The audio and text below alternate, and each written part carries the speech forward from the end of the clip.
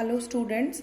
So the last topic of this chapter is the structure of polysaccharides and उसमें जो पहला है that is starch which is there in your syllabus. और starch में जो general formula है that is C6H10O5. ये units जो हैं n number of units they are combined together to give starch structure. Now starch constitutes of two fractions. One is amylose and the second fraction it is of amylopectin. तो starch में दो type के starch polysaccharide होते हैं. One fraction जो chemical constituent है that is having solubility, water solubility, इसमें क्या है 20% होता है ये water soluble fraction. Water soluble fraction है 20%. ठीक है, इन केस ऑफ अमाइलोज. और सेकेंड में जो स्टार्च का फ्रैक्शन है दैट इज इनसॉल्युबल. मतलब इसमें this is actually amylose is water soluble fraction और सिर्फ उसमें से 20% जो है that fraction it is insoluble. 20% is insoluble. और जो दूसरा फ्रैक्शन है that is water insoluble fraction उसमें होगा, क्योंकि ये ज्यादा इसमें क्रॉस लिंकिंग है अमाइलोपैक्टिन में, the amount of cross linking is higher, so this insoluble fraction is 80%. And these two now comes about the structure of these two. इसमें जो लिंकेज है दोनों के केस में ही that is alpha linkage. Alpha first का case, if I will say the first one, it is having alpha linkage and alpha linkage is 1,4. जो basic units हैं these are the glucose unit. N number of glucose they give starch. चाहे वो amylose है चाहे amylopectin है, when n number of glucose unit join together they give starch and it is alpha 1,4 glycosidic linkage with which around in case of amylose, इसी में ये बता रही हूँ लिंकेज इसका 1,4 अल्फा ग्लाइकोसिडिक लिंकेज है. Secondly approximately 20 to 25 glucose units, monosaccharide में glucose units they are join together to give short chains. छोटी छोटी चेन्स होती हैं, ऐसे छोटे छोटे शॉर्ट चेन्स होंगे, short chains of 20 to 25 units. इस तरीके से जो बनता है starch that is known as amylose. Haworth projection में if you see Haworth projection में we will see that one glucose unit is OH, since it is 1,4 linkage H एक में ड्रॉ करूंगी, बाकी मैंने नहीं ड्रॉ करने हैं, उसको you can check. So this is CH2OH. This is one glucose unit. I am writing it as alpha glucose. Similarly, दूसरा ग्लूकोज यूनिट भी अल्फा ग्लूकोज यूनिट ही कंसिडर होगा, क्योंकि इसी तरीके से वो चेन आगे प्रोसीड होगी. O and H ऐसे कर रही हूँ, ठीक है. It is O and this way जो आगे फर्दर वो ज्वाइन है OH H H OH. And the fourth carbon, 1,4 linkage, so this is 1 and this is the fourth carbon. Both will be joined together through alpha glycosidic linkage to give amylose as a structure CH2OH. इस तरीके से around 20 to 25 glucose units will be joined. इसमें भी यहाँ पे further, since this is fourth carbon, ये first है, तो हर एक का fourth and first carbon will be into the linkage. ऐसे करके आपने लिख देना है, दो बना देनी है. एक में फोर्थ वाली तरफ को इस तरीके से चेन प्रोसीड करनी है, एक में फर्स्ट वाले तरफ को चेन प्रोसीड करनी है. This is also alpha glucose and the linkage it will be alpha. उसके एरो इसके ग्लाइकोसिडिक लिंकेज पे you have to write down it is a alpha linkage. तो ये जो पार्ट है स्टार्च का that is known as amylose.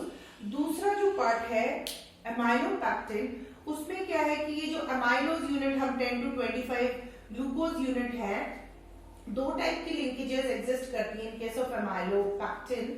Amylopectin में एक तो 1,4 लिंकेज होगी जैसे ग्लूकोज में अमाइलोज के केस में है. In case of amylopectin it is actually branched. वो लीनियर स्ट्रक्चर्स है, यहाँ से आपको डिफरेंसेस भी आ सकते हैं एमाइलोज और एमाइलोपेक्टिन के।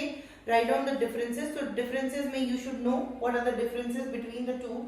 सो एमाइलोपेक्टिन में अगेन जनरल फॉर्मूला वही है दोनों के केस में। इसमें क्या है, there will be two type of linkages, एक तो 1,4 लिंकेज होगा और दूसरा होगा 1,6 लिंकेज।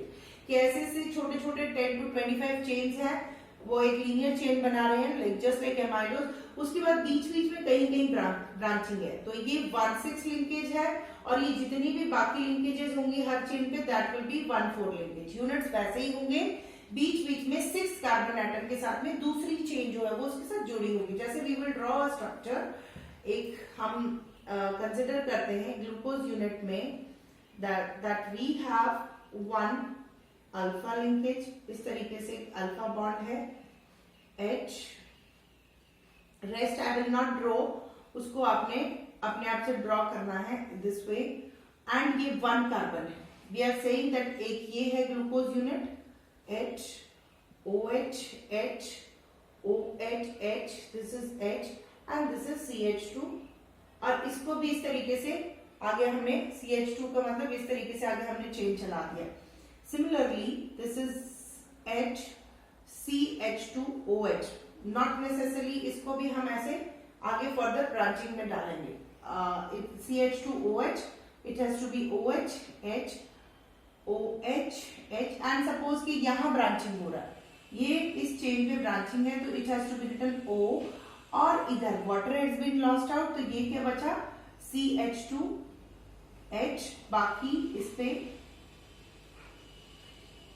ये दूसरा यूनिट जो है which is going into the linkage, इस तरीके से we can write down H OH OH H H O and in this one. So ये this linkage it is 1,6 linkage and ये जो लिंकेज हम ड्रॉ कर रहे हैं जितनी भी हैं दिस इज 1,4 लिंकेज। 1,4 लिंकेज ये है एंड 1,6 लिंकेज ये फर्स्ट और 6 कार्बन एटम की linkage, this one is 6 carbon atom. ठीक है, तो ये इस फॉर्म में जब हम लिखते हैं बीच बीच में amylopectin will be just like this holding the other chain. ऐसे ही ये 20 to 25 यूनिट्स ग्लूकोज के इस चेन पे होंगे, सिमिलरली 20 to 25 यूनिट्स इस चेन पे होंगे, बीच बीच में देयर विल बी ब्रांचिंग। तो अमाइलोपेक्टिन इसलिए due to the higher number of branchings और ज्यादा ब्रांचिंग होने की वजह से ही ये जो अमाइलोपेक्टिन होता है that amylopectin it is insoluble in water और mostly 80% of the fraction it is insoluble in water. इसका जो मॉलिक्यूलर मास है for the amylopectin it is around 1,000 or more than 1,000 glucose unit per molecule of amylopectins are present, whereas molecular weight अगर हम उसका देखेंगे amylose का तो इसमें 250 to 500 ग्लूकोज यूनिट होते हैं एक अमाइलोज चेन में। तो ये जो डिफरेंसेस हैं, differences between amylopectin and amylose वो इंपॉर्टेंट है। For 2 marks the question can be asked what is the difference between the amylose and amylopectin, इसकी वाटर सॉल्युबिलिटी, सॉल्युबल फ्रैक्शन का डिफरेंस, उसकी टाइप ऑफ लिंकेजेस का difference number 2, then is the molecular weight, उनका difference क्या है that we can say. इस केस में वी हैव 1,4 and 1,6 लिंकेज, उधर देयर इज ओनली 1 लिंकेज। हाँ, number of glucose unit join, there 20 to 25 units of glucose are joined together to give a linear chain. In this case, हर एक chain में 20 to 25 होते हैं, but overall there are many chains. So these are the basic differences between the amylose and amylopectin. तो ये जब amylopectin का hydrolysis होता है पहले माल्टोज आता है and माल्टोज के बाद में ultimately it gives finally monosaccharide which is D plus glucose. And amylose के केस में जो है एसिडिक हाइड्रोलाइसिस से सीधे सीधे ग्लूकोज यूनिट्स आते हैं, मतलब बीच में वो disaccharides are not form. Then is the structure of glucose cellulose. Cellulose it is usually present in grass, जो भी जितने भी ये कैटल्स होते हैं दे फीड ऑन ग्रास, और ग्रास में सेल्यूलोज होता है। Cellulose is indigestible by human system and उसके पीछे जो रीजन है why it can not be digested by biological systems like human beings because of the beta linkage. यहाँ starch में अल्फा लिंकेज होती है, so starch can be digested by human beings. But जितने भी ये ग्रास या ये आपके प्लांट्स के ऊपर जो सर्वाइव करते हैं animals, those can catalyse the beta linkage and that is why वो डाइजेस्ट कर पाते हैं, but we human beings can not digest. And इसमें नेचर ऑफ लिंकेज है ये भी, it is cellulose, it is also composed of glucose unit, glucose n number of glucose unit, they combine together to give cellulose and water, n-1 water मिलेगा और साथ में cellulose जो है वो बनेगा when this is combined। अब यहाँ पे जो नेचर ऑफ लिंकेज है, अगेन ये लीनियर चेन्स होती हैं। लीनियर चेन्स में जो मॉलिक्यूलर मास है, इट सेज दैट हर एक चेन का length it is around 1500 glucose units are joint in one chain. तो इसमें जो टाइप ऑफ लिंकेज है 1,4 लिंकेज है, but the linkage it is beta linkage, very important. Cellulose और starch के बीच का डिफरेंस क्या है? The linkage is beta linkage in case of cellulose, whereas in case of starch the linkage it is alpha linkage. So we will draw how this beta linkage it is there. 1,4 beta linkage में you can clearly see that जो 4th number का hydroxyl group है that is down the plane। इस तरीके से इसको आगे proceed करेंगे। बाकी ये मैंने एक ग्लूकोज यूनिट लिखा है CH2OH and OH H, this is OH H, but anomeric carbon वाला जो OH होगा that is on the other side as compared to the 2 number carbon atom। तो हर एक ग्लूकोज जो होगा that will be beta glucose and that is why the linkage it is beta linkage। Why? Now you can see दूसरा वाला we will write down in the same manner। first ये first है and this is fourth, ये first carbon है, उसके साथ वाला जो एडजेसेंट यूनिट है दैट इज फोर्थ में it will be on the other plane and this is how we will draw rest of the unit. इसी तरीके से another unit I can write down. I mean it is not necessary अगर आप यहीं पे ही stop करना चाहें, आपने सिंपल ऐसे लिखना है ओ और फिर इस तरीके से आगे प्रोपेगेट करा देना चेन को इस तरीके से, ठीक है। But it indicates on the arrow head और on this linkage you have to write down beta in the bracket.